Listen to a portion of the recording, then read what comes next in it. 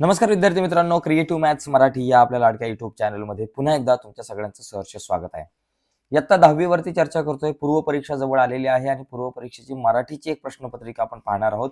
अशा प्रकारची प्रश्नपत्रिका तुम्हाला पूर्व परीक्षेला येईल मराठीची. बघा मित्रांनो, पूर्व परीक्षेचा जो फॉर्मॅट आहे तो कसा असतो, जो इयत्ता 10वीच्या बोर्डाच्या परीक्षेचा आपला जो फॉर्मॅट असतो तोच फॉर्मॅट पूर्व परीक्षेला असतो, तोच फॉर्मॅट सामायिक परीक्षेला असतो.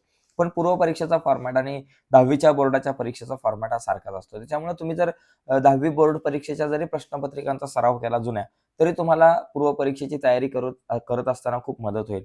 तर आता आपण पुढे जाऊयात, पण पुढे जाण्याच्या अगोदर एक महत्त्वाची गोष्ट, जर तुम्हाला सगळ्या विषयांच्या PDF फाईल हव्या असतील आता 10वीच्या बोर्ड परीक्षेच्या, तर व्हिडिओच्या खाली डिस्क्रिप्शनमध्ये आपण लिंक शेअर केली. त्या लिंकवर क्लिक करून तुम्ही 10वीच्या बोर्ड परीक्षेच्या सगळ्या PDF फाईल डाउनलोड करू शकताय. त्याचबरोबर नोट्सची लिंक सुद्धा दिली, इम्पॉर्टंट नोट्सची, ती व्हिडिओच्या खाली डिस्क्रिप्शनमध्ये आहे. त्यावर क्लिक करून सुद्धा काही विषयांच्या नोट्स तुम्ही डाउनलोड करू शकताय. तर आता आपण जाऊयात पटकन पुढे, मराठीवर चर्चा करू. मित्रांनो, मराठीचा जो तुम्ही विचार केला तर पहिला जो भाग आहे, तर आपण बघितलं गद्य विभाग. पहिला जो विभाग आहे तो गद्य विभाग आहे. या गद्य विभागामध्ये एकूण पहिला जो प्रश्न आहे, त्या पहिल्या प्रश्नामध्ये अ, आ आणि ई असे 3 प्रश्न आहेत. अ आहे, आ आहे आणि ई असे 3 प्रश्न आहेत. तर या 3 प्रश्नांमध्ये 3 उतारे असतात बरं का, लक्षात घ्या. पहिला प्रश्न अ, दुसरा आ आणि तिसरा ई. 3 प्रश्नांमध्ये 3 उतारे असतात. पहिला उतारा 7 मार्काचा, दुसरा उतारा 7 मार्काचा. आता हे दोन्हीचे उतारे ते पुस्तकामध्ये असतात. पुस्तकामधले म्हणजे पाठ्यपुस्तकावर आधारित असतात. ज्याच्यामध्ये एकूण 3 प्रश्न असतात. पहिला प्रश्न 2 मार्काचा ॲक्टिव्हिटी बेस असतो. दुसरा प्रश्न पण सोपा असतो 2 मार्काचा आणि तिसरा प्रश्न सोमत. असं एक स्वरूप असतं या प्रश्नांचं. आणि ई जो आहे तो ई पुस्तकाच्या बाहेरचा उतारा 4 मार्काला. अशा एकंदरीत 8 7 अन् 7 14 अन् 4 18 मार्काचा हा प्रश्न आहे. म्हणजे गद्य विभाग जो आहे पहिला, तो एकूण 18 मार्काचा आहे. तर एकदम सोपा आहे. याच्यामध्ये फक्त सोमतवरचे जे काही प्रश्न आहेत, तर सोमतवरचे प्रश्न सोडवत असताना आपल्याला एक विशेष काळजी घ्यावी लागणार आहे मित्रांनो, ठीक आहे. आता या ठिकाणी जर आपण एक एक पहिला उतारा मी तुम्हाला समजून सांगतो कशाप्रकारे उतारावरचे प्रश्न लिहायचे आणि त्याच्यानंतर मग आपण बाकी इतर गोष्टी फक्त समजून घेण्याचा प्रयत्न करूयात, कशाप्रकारे स्वरूप आहे प्रश्नपत्रिकेचं वगैरे, ठीक आहे. आता इथे बघा, आता इथे पहिला जो प्रश्न आहे, मराठी भाषेने या भाषांमधले शब्द आत्मसात केलेले आहेत. तर कोणकोणत्या भाषांमधले शब्द आत्मसात केलेत? प्रश्न पहिल्यातला अ, एक उतारा आहे हा पाठ्यपुस्तकातला. बघा आकृतीबंध पूर्ण करा. आता हा जर प्रश्न आला, तर काही-काही मुलं काय लिहितात, की समजा इथं प्रश्नाचं उत्तर समजा इथं आहे. आता हा जर तुम्ही उतारा वाचला, तर तुम्हाला मराठी भाषेने आजवर संस्कृत, फारसी, अरब, कन्नड, इंग्रजी असे अनेक भाषांमधले शब्द वापरलेत. तर उत्तर लिहिताना काही-काही मुलं काय लिहिणार बाबा, या ठिकाणी बघा इथं काय कुठल्या भाषा आहेत? संस्कृत, फारसी, अरब, कन्नड. समजा संस्कृत, ओके, फारसी, कन्नड आणि अरब आणि इंग्रजी. ओके. तर अशी उत्तर लिहितात. तर असं उत्तर लिहिणं अपेक्षित नाहीये. तुम्हाला ही जी आकृती तुम्हाला दिसते, ही जशीच्या तशी काढायची. त्याच्यामध्ये हे लिहायचं मराठी भाषेने आत्मसात केले, मराठी भाषेने या भाषांमधील शब्द आत्मसात केले आहे. नंतर या चौकटीमध्ये तुम्हाला हे उत्तर लिहायचं. बाबा संस्कृत असेल, तर संस्कृत लिहा. ओके. त्याच्यानंतर इथं फारसी लिहा. ओके. त्याच्यानंतर इथं अरब लिहा. इथं कन्नड लिहा. नंतर वाटलंच तर इंग्रजी लिहा. तर असं प्रकारेच आपल्याला हा एक आकृतीबंध काढणं गरजेचं अपेक्षित आहे. नाहीतर मग कदाचित मार्क तुमचे कमी जास्त होऊ शकतात. ही गोष्ट लक्षात घ्या. ठीक आहे. जास्त नाही होणार, पण कमी होण्याची शक्यता आहे. पुढचा एक मुद्दा बघा, हा जर तुम्ही उतारा वाचला पुस्तकामधलाच आहे, त्याच्यामुळे उत्तर डायरेक्ट सांगतो. प्रत्ययांची जागा चुकण्याची ठिकाणे. तर कुठल्या ठिकाणी प्रत्ययांची जागा चुकते? तर बघा, इथं जर तुम्ही वाचलं, क्रियापद वापरताना त्यापूर्वी नामाला कोणता प्रत्यय लावायचा असतो, हे नीट माहीत नसले तरी देखील अर्थाचा गोंधळ होतो. उदाहरणार्थ अंगाला लावणे, अंगावर घेणे, तिला हसणे म्हणजे तिची चेष्टा करणे आणि तिच्याशी असणे म्हणजे तिच्याशी सहजपणे असणे. यात प्रत्यय महत्वाचा आहे. हल्ली सार्वजनिक समारंभामध्ये आणि वाहिन्यांवर प्रत्ययांची जागा अनेकदा चुकलेली असते. कुठे? तर सार्वजनिक समारंभ आणि वाहिन्या. मग इथं लिहायचं सार्वजनिक समारंभ.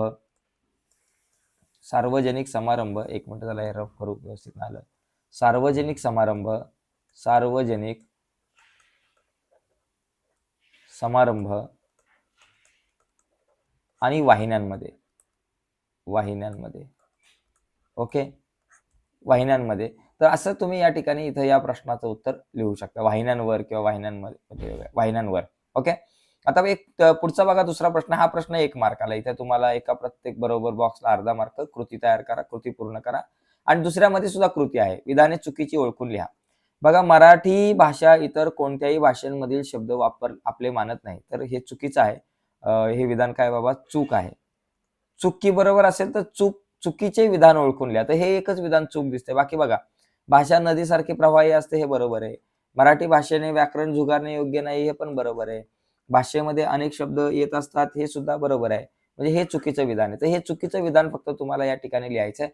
उत्तर लिहिताना फक्त उत्तर लिहिताना बघा, प्रश्न क्रमांक पहिला त्याच्यातला बाबा दुसऱ्यातला हा दुसरा प्रश्न. मग तिथं फक्त तुम्ही हे लिहायचंय, पहिला आकडा लिहून मराठी भाषा इतर कोणत्याही भाषांमधील शब्द आपले मानत नाही. तर अशा प्रकारे आपल्याला या प्रश्नाचं उत्तर लिहिता येईल. आणि यानंतर स्वमत असतो. गरज नसताना, म्हणजे तिसरा प्रश्न स्वमत. गरज नसताना इतर भाषांमधले शब्द वापरून बोलू नये. या लेखिकेच्या मताबद्दल तुमचे मत साधारण स्पष्ट करा. तर इथे तुम्ही लिहू शकताय, की बाबा म्हणजे लेखिकेच्या मताशी तुम्ही सहमत आहात का? पहिले लिहा, की लेखिकेच्या या मताशी मी पूर्णपणे सहमत आहे. म्हणजे कुठल्याही देशाचा जर ऱ्हास करायचा असेल, पराभव करायचा असेल, तर पहिली तिथली संस्कृती जी आहे, त्या संस्कृतीवर हल्ला केला जातो. आणि ती संस्कृती जर का एखाद्या देशाची, समाजाची जर नामशेष करायची असेल, तर त्या संस्कृतीमधल्या किंवा त्या देशाच्या भाषेवर हल्ला करणं गरजेचं असतं. त्याच्यामुळे भाषा जर नष्ट झाली, तर संस्कृती नष्ट होते. त्यामुळं भाषा ही खूप महत्त्वाची आहे. म्हणून आपली भाषा ही टिकून ठेवली पाहिजे. गरज नसताना परभाषी शब्द आपल्या भाषेमध्ये आपण नाही घातले पाहिजे, आणले पाहिजेत. म्हणजे जास्तीत जास्त जर आपण पाहिलं, म्हणजे ते तर तुमच्या भाषेमध्ये लिहायचं. बऱ्याच ठिकाणी जर पाहिलं तर इंग्रजी माध्यमाच्या शाळेमध्ये जी मुलं जातात, तर तिथं जास्त गडबड होते, किंवा पालकांमध्ये सुद्धा जास्त प्रमाणामध्ये आज जर आपण पाहिलं तर ती गडबड होते, की पालक सुद्धा आमचा गणेश स्टडी करतोय, आमचा गणेश अभ्यास करतोय असं म्हणा ना. म्हणजे स्टडी करतोय, तू स्कूलला चालला का? शाळेत चालला का म्हणणं किती योग्य आहे. तू स्कूलला चालला का? हां, तर अशापेक्षा तू शाळेत चाललास काय? असं वाक्य बोलणं हे कधीही चांगलं. त्यामुळे परकीय भाषांमधले शब्द आपल्या भाषेमध्ये बोलू नये, गरज नसताना. जिथं गरज असेल तिथं ठीक आहे. पण गरज नसताना विनाकारण प्रत्येक वेळेस जर आपण परकीय भाषा जर आपल्या शब्दांमध्ये जर आणत असू, तर मग आपली भाषा धोक्यामध्ये येऊ शकते. असं इथं तुमच्या भाषेमध्ये इथं 3 मार्काला लिहायचं आहे. इथे एक पॅराग्राफमध्ये, 2 पॅराग्राफमध्ये उत्तर लिहा, जेणेकरून तुम्हाला 3 पैकी 3 मार्क मिळतील. ठीक आहे. दुसरा पण प्रश्न सेम आहे. हा सुद्धा पुस्तकातला आहे. याच्यामध्ये सुद्धा 3 प्रश्न आहे. पहिला, दुसरा, तिसरा. पहिला प्रश्न 2 मार्काचा, दुसरा 2 मार्काचा, तिसरा स्वमत 3 मार्काचा. तर एकदा व्यवस्थित बघून घ्या ही प्रश्नपत्रिका. ही प्रश्नपत्रिका हवी असेल तर व्हिडिओच्या खाली डिस्क्रिप्शनमध्ये मी लिंक दिले. तिथे तुम्हाला ही प्रश्नपत्रिका मिळेल. आकृतीबंध पूर्ण करा. हा एक प्रश्न आहे 2 मार्काला. म्हणजे पहिले जे 2 प्रश्न आहेत ना, ते आकृतीबंध आणि संकल्पना पूर्ण करा. आकृतीबंध सारखेच प्रश्न असतात ऑब्जेक्टिव्ह, जिथे तुम्हाला आउट ऑफ मार्क मिळतील. फक्त तिसरा प्रश्न स्वमत, यंत्रमानव म्हणजे रोबो माणसाला पूरक आहे, पर्याय नाही, या विधानाबाबत तुमचे विचार इथे तुम्हाला लिहायचे. यानंतर अपठित पद्य. जो आहे 4 मार्काचा अपठित पद्य म्हणजे पुस्तकाच्या बाहेरचा उतारा. हा खूप महत्वाचा आहे, कारण या उतार्यावरच नंतर तुम्हाला 1/3 म्हणजे याचा परिच्छेद लिहायचा असतो. म्हणून हा उतारा खूप महत्वाचा आहे. बघा, उत्तर लिहा. पहिला प्रश्न इथं दिलेला आहे. आता हा सगळा प्रश्न लिहिण्याच्या समजून पहिले प्रश्न वाचा एकदा, त्याच्यानंतर हा उतारा वाचा आणि उतार्यामधून प्रश्नांची उत्तरं तुम्हाला लिहायची असतात. ठीक आहे. हा पाठ्यपुस्तकाच्या बाहेरचा उतारा असतो. त्यामुळे नीट व्यवस्थित वाचणं खूप गरजेचं आहे. याच्यानंतर पद्य विभाग आहे आपल्याकडे. दुसरा जो विभाग आहे पद्य विभाग, त्याच्यामध्ये सुद्धा आ आणि ई असे या ठिकाणी प्रश्न आपल्याकडे असतात. मध्ये एक तुम्हाला कविता दिली जाईल आणि त्या कवितेमध्ये म्हणजे 8 मार्काचा प्रश्न आहे. 8 मार्काचे प्रश्न विचारले जाईल. मध्ये तुम्हाला मुद्द्यांच्या आधारे, म्हणजे कविता जे दिली जातील मुद्द्यांच्या आधारे असतं. म्हणजे मुद्द्यांच्या आधारे तुम्हाला स्पष्टीकरण करायचं असतं. आणि मध्ये तुम्हाला या ठिकाणी रसग्रहण करायचं असतं. रसग्रहण, एक कविता असेल ते तिचं रसग्रहण, म्हणजे एकूण 16 मार्काला तुम्हाला पद्य विभाग असतो. बघा, इथे कवितेच्या आधारे सूचनांनुसार कृती लिहा. आकृतीबंध पूर्ण करा. पहिले 2 प्रश्न जे सोपे असतात, म्हणजे कवीने वस्तूवर केलेले आरोप, म्हणजे वस्तूवर केलेले आरोप, या प्रश्नाचं उत्तर लिहायचं. ही कविता आहे. इथे तुम्हाला इथं दुसरा प्रश्न, ऍक्च्युअली ते एक झाले, पण दुसरा प्रश्न कारणे लिहाय आहे, की वस्तूंना हक्काच्या घरात राहू दिले जात नाही, त्याचं कारण लिहायचं आहे. वस्तूंना जपावे आणि त्यांचे लाडही करावेत, हे कारण दिलं जात आहे. बघा, खालील पद्यपंक्तींचा सरळ अर्थ तुम्हाला लिहायचा आहे आणि इथं काव्य सौंदर्य लिहायचं आहे. म्हणजे हे फक्त तिसरा चौथा प्रश्नामध्ये तुमचा एखादा मार्क, अर्धा मार्क जाऊ शकतो. पण पहिले जे 2 प्रश्न आहेत, ज्याच्यामध्ये 4 मार्क तुम्हाला मिळालेच पाहिजे कुठल्याही परिस्थितीत, 4 पैकी 4 मार्क तुम्हालाच नाही, तर कोणालाही त्या प्रश्नामध्ये मिळू शकतात. ठीक आहे. आता आपण थोडंसं या ठिकाणी पुढे जाऊयात. पुढचा प्रश्न आपण बघू. ओके. पुढचा जो प्रश्न आहे, इथे मी म्हटलं मुद्द्यांच्या आधारे तुम्हाला कृती लिहायची. इथं जे काही आपल्याला मुद्दे दिसतात, त्या मुद्द्यांच्या आधारे आपल्याला कृती लिहायची. 2 कविता आहेत. दोघांपैकी एका कवितेमध्ये म्हणजे तू झालास मूक समाजाचा नायक आणि खोद आणखी थोडेसे, दोघांपैकी एका कवितेवर तुम्हाला लिहायचं. म्हणजे प्रस्तुत कवितेचे कवी, कवयित्री. या प्रश्नाच्या तयारीसाठी तुम्हाला बघा प्रत्येक कवितेचं नाव, त्या कवितेचे कवी, त्याचबरोबर त्या कवितेचा एक विषय असतो तो, आणि प्रत्येक कवितेची आवडण्याची व न आवडण्याची कारणे ही पाठच करून ठेवायची आहेत. कारण तुम्हाला हे 3 मुद्दे 100% येतात किंवा कधी-कधी कवितेचे काही शब्दार्थ जे आहेत ते सुद्धा येतात. आणि हा ई आहे, इथून चुकून ड झालंय. ॲक्चुअली इथं ई आहे. ई मध्ये काय आहे? रसग्रहण करायचंय. अपकीर्ती ते सांडावी, सत्कीर्ती वाढवावी, विवेकी दृष्टी धरावी, वाट सत्याची. तुम्हाला या 4 ओळी या 2 ओळी दिसतात, तर याचं रसग्रहण तुम्हाला करायचं आहे. ठीक आहे. तिसरा जो मुद्दा आहे तो स्थूल वाचनाचा आहे. तिसरा विभाग, तिसरा प्रश्न. तिथं तुम्हाला 3 प्रश्न दिले जातात. 3 पैकी कुठल्याही 2 प्रश्नांची उत्तरं तुम्हाला लिहायची आहेत. प्रत्येक बरोबर उत्तराला 3 मार्क आहे. प्रत्येक प्रश्नाला 3 मार्क. 2 प्रश्न लिहिले की इथे 6 मार्क तुम्हाला मिळून जाईल. बघा, स्थूल वाचनामध्ये बरेच प्रश्न रिपीट होतात असतात. याच्या नोट्स सुद्धा मी व्हिडिओच्या खाली डिस्क्रिप्शनमध्ये दिल्यात. नोट्सच्या सेक्शनमध्ये जाऊन तुम्ही मराठीच्या नोट्स डाउनलोड केल्या तर तुम्हाला सगळ्या स्थूल वाचनांचे प्रश्नांची उत्तर तुम्हाला व्यवस्थित इथे मिळेल बघायला. ठीक आहे.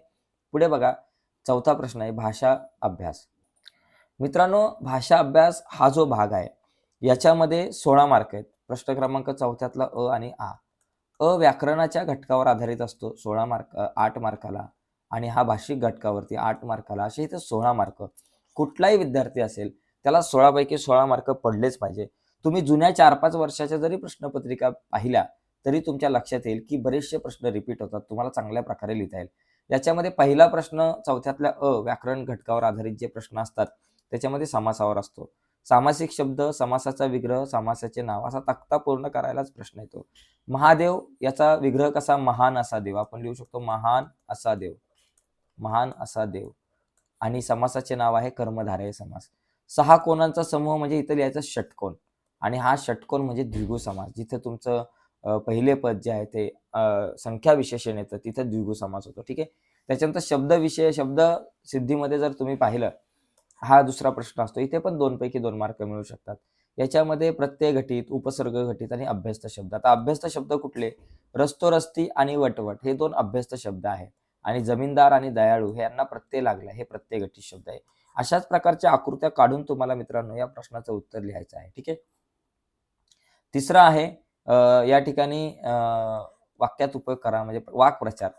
तुम्हाला 2च कुठलेही वाक्प्रचार जे आहेत 3 पैकी 2 वाक्प्रचारांचा तुम्हाला वाक्यात उपयोग करायचा आहे अर्थ सांगून. जसं अचंबित होणे, आश्चर्यचकित होणे, कंठस्नान घालणे म्हणजे ठार मारणे, याचा वाक्यात उपयोग करू शकता. भारतीय जवानांनी 4 आतंकवाद्यांना कंठस्नान घालणे, निकराने लढणे म्हणजे शर्थीने लढणे. ओके. तानाजी मालुसरे कोंढाणा किल्ल्यावर शर्थीने लढले. तुम्ही लिहू शकता. पित्त खवळणे, खूप राग येणे. अशा प्रकारे या ठिकाणी तुम्ही हे तुम्हाला वाक्प्रचार जे दिसतात त्या वाक्प्रचारांचे तुम्ही वाक्यात उपयोग करून, अर्थ सांगून वाक्यात उपयोग करू शकताय. इथे तुम्ही कुठल्याही 4-5 प्रश्नपत्रिका जर बघितल्या ना, त्याच्यामध्ये हेच वाक्प्रचार जे आहेत ते रिपीट होताना तुम्हाला दिसतात. पुढे बघा, भाषिक घटकांवर आधारित कृती. याच्यामध्ये बघा शब्दसंपत्तीचा एक भाग आहे, ज्याच्यामध्ये महिन्यातून एकदा प्रकाशित होतं त्याला आपण म्हणतो मासिक. त्याच्यानंतर केलेले उपकार जाणणारा आपण त्याला म्हणतो कृतज्ञ. त्याला आपण काय म्हणतो? कृतज्ञ. ओके. त्याच्यानंतर वाट म्हणजे रस्ता, मार्ग, शक्ती म्हणजे ताकद, समानार्थी शब्द लिहायचे. विरुद्धार्थी काय बाबा? विरुद्धार्थी शब्द दुमतच्या विरुद्ध एकमत, नापिकच्या विरुद्ध सुपीक. आता बालपण या शब्दापासून तुम्हाला 2 अर्थपूर्ण शब्द तयार करायचे. जसं बाप असा शब्द तयार होईल, लप असा एक शब्द तयार होऊ शकतो. असे 2 शब्द तयार होऊ शकतात. ओके. बाल आणि पण सोडून लिहा असं येतं बऱ्याचदा. नसेल तर बाल आणि पण लिहिलं तरी चालेल. पुढे बघा, अचूक शब्द ओळखा. बघा इथे आधुनिक हा अचूक शब्द आहे. तर इथे तुम्हाला या सगळ्यांमधून अचूक शब्द या ठिकाणी ओळखायचे आहेत. तर ते शब्द तुम्हाला ओळखणं गरजेचं आहे. ठीक आहे. तर हा एक प्रश्न खूप सोपा असतो. आता आपण थोडंसं पुढे जाऊयात. या प्रश्नाचं उत्तर तुम्ही लिहू शकताय. जसं की इथे खाली बघा, आता परीक्षा आपल्याकडे आहे, परीक्षा आहे, निर्जीव आहे, हार्दिक आहे, पुरस्कार आहे.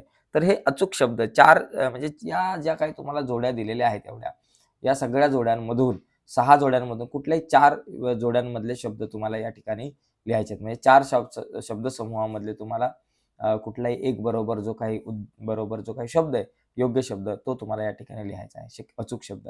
विरामचिन्ह ओळखा आणि त्यांची नावे लिहा. इथे बघा हे काय बाबा प्रश्नचिन्ह आणि हे उद्गारवाचक चिन्ह. बस ओके. ड्रामा म्हणजे या ठिकाणी आपण म्हणू शकतो नाटक आणि टॅक्स म्हणजे कर. तर अशा पद्धतीनं हा जो प्रश्न आहे तो खूप सोपा आहे, ज्याच्यामध्ये तुम्हाला 16 पैकी 16 मार्क मिळू शकतात. इथे अजिबात मार्क गेले नाही पाहिजे. ठीक आहे. यानंतर 5वा जो प्रश्न आहे उपयोजित लेखन. यामध्ये पत्र लेखन जे आहे त्याच्यामध्ये औपचारिक, अनौपचारिक अशी 2 पत्र आहेत. दोघांपैकी तुम्हाला 1 पत्र लिहायचं आहे. म्हणजे एक जाहिरात असते. त्या जाहिरातीचा वापर करून तुम्हाला 2 विषय दिले जातात. त्या दोघांपैकी एका विषयावर पत्र लिहायचं असतं किंवा किंवा तुम्ही 1/3 सारांश लिहू शकता. सारांश लेखन आपण तुम्ही करू शकता. जो तुमचा अपठित उतारा होता, प्रश्न पहिल्यातला ई मधला जो तिसरा उतारा, तर त्याच्यावर तुम्हाला सारांश लेखन लिहायचं आहे. ठीक आहे. यानंतर पुढचा जो प्रश्न आहे तुम्हाला जाहिरात लेखन म्हणजे 2 कृती सोडवायच्या आहेत. एक तर जाहिरात लेखन, बातमी लेखन आणि कथा लेखन. तिघांपैकी तुम्हाला कुठल्याही 2 कृती सोडवाव्या लागतात. जाहिरात लेखन करताना एक गोष्ट लक्षात घ्या. जाहिरात लेखन करताना जे तुम्ही जाहिरात लिहाल, जी आकृती काढाल, तर ती पेनाने काढायची. ओके. पुढे बघा. पुढचा सर्वात शेवटचा प्रश्न 8 मार्काचा, सगळ्यात जास्त मार्काचा आहे. त्याच्यामध्ये तुम्हाला निबंध लिहायचा असतो, ज्याच्यामध्ये प्रसंग लेखन आहे, त्याचबरोबर आत्मकथन आहे. जसं की इथं वृक्षाचं आत्मकथन विचारलंय, प्रसंग इथं मी अनुभवलेला पाऊस विचारलेला आहे आणि वैचारिक लेखन, पाणी हेच जीवन. तर हे जे काही विषय आहेत, या तिघांपैकी एका विषयावर तुम्हाला निबंध लिहायचा असतो. ठीक आहे. तो तुम्ही चांगल्या प्रकारे लिहाल. तर अशा प्रकारे ही मराठीची प्रश्नपत्रिका मित्रांनो आपण बघितलेली आहे. आता जर तुम्हाला ही मराठीची प्रश्नपत्रिका हवी असेल आणि इतर सगळ्या विषयांच्या हव्या असतील तर व्हिडिओच्या खाली डिस्क्रिप्शनमध्ये लिंक दिले, त्या लिंकवर क्लिक करून तुम्ही प्रश्नपत्रिकांच्या लिंकवर क्लिक करून तुम्हाला सगळ्या विषयांच्या प्रश्नपत्रिकांची लिस्ट येईल. तिथं तुम्ही मराठीवर क्लिक केलं तर मराठीच्या जुन्या सगळ्या प्रश्नपत्रिका मिळतील बोर्डाच्या, त्या डाउनलोड करून तुम्ही अभ्यास करू शकताय. त्याबरोबर नोट्सची लिंक सुद्धा व्हिडिओच्या खाली डिस्क्रिप्शनमध्ये आहे आणि आपला WhatsAppचा एक चॅनल आहे, त्याची लिंक सुद्धा आहे. त्यावर क्लिक करून आपला WhatsAppचा चॅनल सुद्धा आपल्याला तुम्ही फॉलो करा. त्यावरती सुद्धा महत्त्वाचे अपडेट आपण तुमच्यासाठी देत असतो. तर आजच्या या चर्चेमध्ये मित्रांनो इथेच थांबूयात. नक्कीच व्हिडिओ आवडले असेल तर व्हिडिओला लाईक करा. नवीन असाल तुम्ही आपल्या YouTube चॅनलवर आणि अजूनपर्यंत आपला चॅनल सबस्क्राईब नसेल केला, तर आत्ताच आपला चॅनल सबस्क्राईब करून त्या बाजूला असलेलं बेलचं बटन दाबायला विसरू नका. धन्यवाद मित्रांनो. बाय सर्वांना.